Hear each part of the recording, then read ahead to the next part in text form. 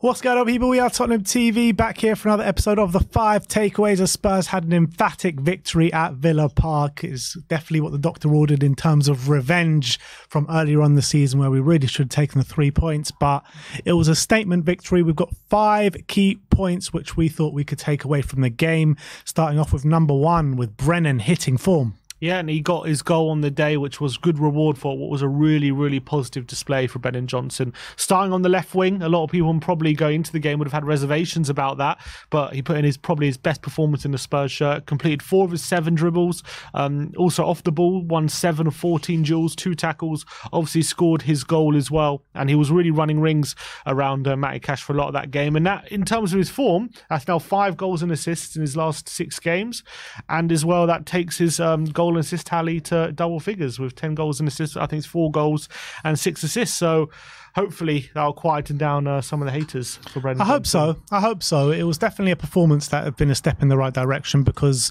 you look at the games where he's had his previous goal involvements, I don't think it was anywhere near as strong in terms of ability as what he's shown yesterday.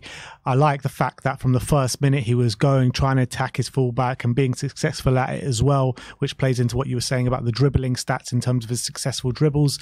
So look, I think Spurs fans have been critical of Brennan Johnson, and quite rightly so, but yesterday that performance was a massive step in the right direction. If he can keep those same levels from now to the end of the season, I think you're starting to see someone really coming to his own in the Spurs shirt. So massive big up to Brennan Johnson. Do you feel like something might have clicked for him over the last 6 games or so?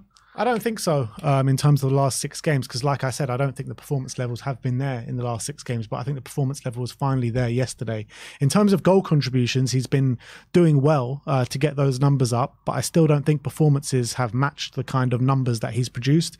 But yesterday he had the goal contribution and he also had a really good performance. So if he can keep with that same rhythm that he had yesterday, then I would start to sway more into that opinion. With 10 goals and assists, though, it's pretty good return so far after 27 games. I think if you take just his minutes as well, because he hasn't started every game, I think it's a goal contribution every 1.5 games at the moment. So that's a pretty good record considering a lot of all the criticism he's coming in for. Yeah, like I said, look, his numbers are good. I don't have a problem with his numbers. What I had a problem with was his consistent performances, which I don't think he's shown. He's had good moments coming off from the bench, and even in that game where he got that goal coming off the bench in the last minute, he was actually really poor when he came on in terms of what he was doing for the most part that he was on the pitch. So you got to give him credit for getting these goal contributions, but the performance levels need to be on a consistent basis. And I think yesterday, like I said, was a massive step in the right direction. Who I kind of liken it to was maybe Darren Bent in the Spurs shirt. He scored loads of goals and got loads of goal contributions in that season, but everyone would have said like he was a poor signing for Spurs and didn't play well. And I would say Brennan Johnson, from what he's shown so far this season, performance levels haven't been there, but goal contributions are starting to clock up. Yeah, but if he could hit like 15 potentially, the way things are going. Yeah, and I hope he does. But like I said, I want to see him consistently perform. It's all well and good getting these goal contributions, but let's see you keep taking on your fullback, perform on a consistent basis and up those performance levels and keep going with those contributions. Like, football's not just about goal contributions, it's about performance level as well. I get that, but if he's getting consistent goal contributions, your performance level, we all want better performance level, but for such a young player, that's only a positive. Yeah, it is a positive, and it's a step in the right direction, of course. But look, we're going to keep going round in circles. Like, I want to see these goal contributions continue, but the performances and contributions in terms of from every facet of the game needs to improve on a consistent basis. And yesterday it did do that. So big up to Brennan Johnson. Number 2, we're going to look at Udogie cashes in. Yeah, and a brilliant display from Destiny. It was one of his better displays in recent performances. I thought he was really back to his confident best. His ability to drive forward on the ball was there for all to see. 2 dribbles completed on the day, 5 interceptions, which was more than any other player, 2 tackles, and 98.3% pass accuracy as well. And obviously was instrumental in getting John McGinn sent off in what was a moment of madness by him. But it was only because Destiny Udogie was causing him so much trouble on the ball and his ability to charge up the pitch. And it was really great to see Udogie in that kind of form. And I really hope he continues in that vein, because I don't think he's been bad recently, but we just haven't seen that confident like that Destiny who just feels like he can beat anyone charging up right through the heart of the opposition, and we definitely saw that from Destiny yesterday. Yeah, 100% we saw that yesterday. It was an unbelievable performance from a doggy. It was like kind of reminiscent of his top displays in the Spurs shirt, 100%, and if not one of the best performances that he had in the Spurs shirt. You know, nothing got past him defensively. Like you mentioned, he made the most interceptions throughout the game, countless amount of tackles as well, and he was just bulldozing up that pitch time and time again, and they just could not deal with him. And like you said, it probably led to the frustration of them having to just take him out essentially, and that red card even put us in better stead in the game. So massive step in the right direction as well with Destiny. I agree with you. I don't think he's been at his best in recent weeks. He hasn't been bad or anything, but yesterday was back to his full flying best, that's for sure. Number 3 we're going to look at is midfield domination. Yeah, and Emery set up in a quite peculiar way in this game with the 3-5-2 formation, and probably it would have, what he tried to do was kind of be pragmatic in the central, plug up the central area while also providing a threat on the counter. But what it did lead to was Tottenham being very, very dominant in midfield, and the stats completely back it up. Spurs had their second most touches in the midfield third of any game they've had this season. They also completed the most tackles they had in the middle third in any game this season. We also restricted Villa to the least amount of touches they've had and the least amount of passes they have had in any game. Also the least amount of touches they had in the middle third, and their lowest possession of any game they've had this season at 31%. So I think yes, obviously the red card probably contributed quite a lot to that, but even before the game, Spurs were heavily dominant in a lot of those areas. Before the red card, sorry, Spurs were heavily dominant in a lot of those stats, and I think that goes to show the contrasting kind of ways of playing, and how when Emery came up against this Spurs side who were being proactive and taking risk, it paid off how dominant we were. Yeah, in terms of the way Emery set up, I did feel like he just overthought things, and probably if he could replay things, he probably would have stuck to his guns and stuck to what Villa have been doing so well this season.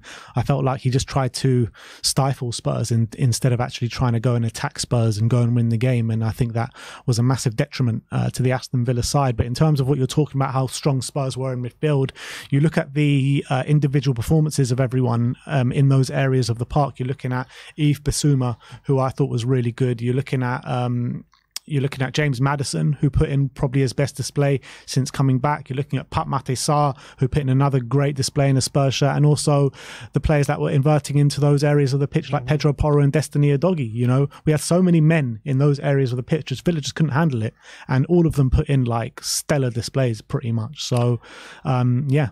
Yeah, and I felt like with those because Villa were playing that wing-back system, it was very difficult for them to have the wing-backs come and track those inverted full-backs, and it just left for them having a lot of control in that game. And because if the inverted wing-backs come inside, you've just got those wingers free, and they couldn't let that happen. So it just led Spurs to be completely dominant there, and that was a big reason why we ended up winning the game. Yeah, and it was a very lackluster performance by Aston Villa, you got to say that. And I feel like he's a master tactician, isn't he, Unai Emery? But he just got it completely wrong yesterday, I thought.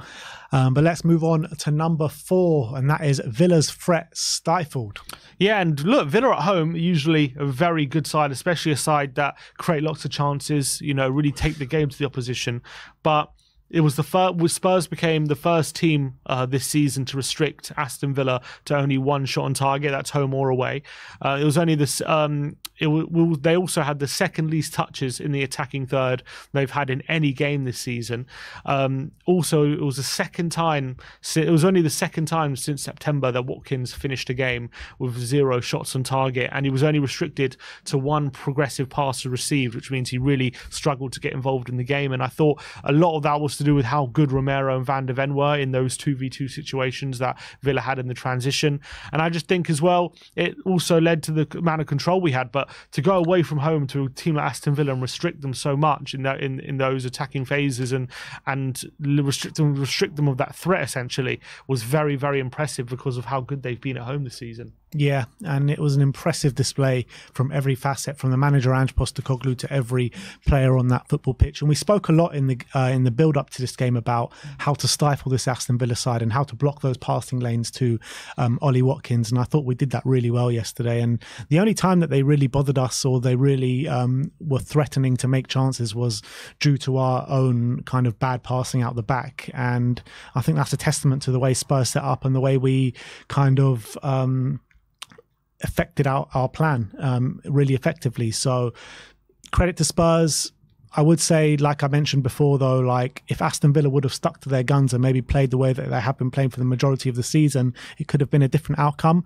But then again, you're looking at Aston Villa and their home form recently, it's been shocking, really. So maybe it's just going into that narrative a bit more. Well, it's interesting to say that, because I felt like maybe when Villa, because Emre said in the second half they wanted to press a bit higher and open up a bit. Not open up a bit, but like press a bit higher and force it, you know, try and win the game. And that's maybe where they came unstuck. So in the first half, they were very pragmatic, but in the second half, they all of a sudden went to try and press us a bit higher, and we absolutely did them. So it would be interesting to see how that would have changed it if they did it from the start.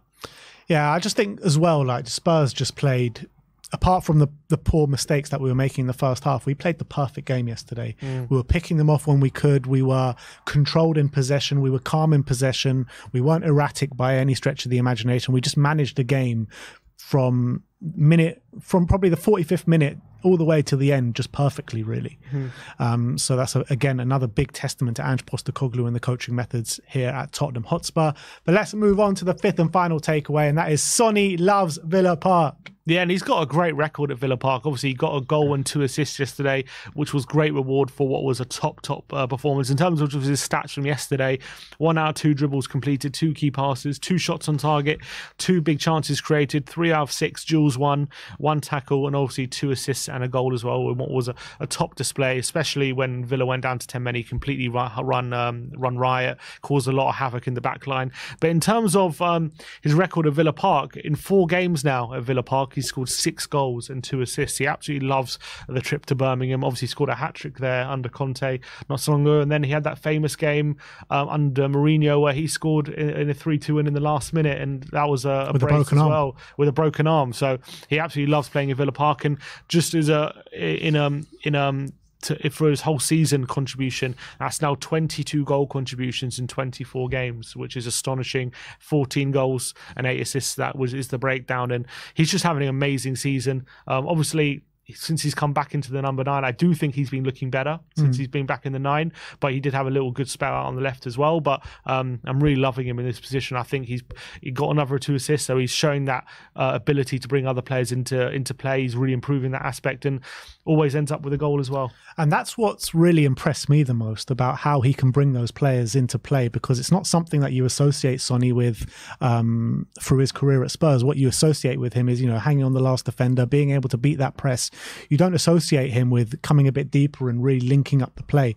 And I feel like he's doing that to a really high level at the moment. And in terms of what you're saying about how much he loves Villa Park, I saw a tweet yesterday.